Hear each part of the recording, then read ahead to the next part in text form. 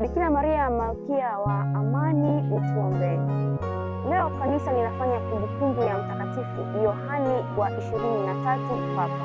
Kama kiongozi mkuu katika uongozi wake, alihamasisha sana waamini kuwa na haki, amani, utu, heshima kati ya taifa na taifa, lakini pia uhuru kati ya taifa na taifa, na huku akihimiza kwamba wote tu watoto wa baba mmoja.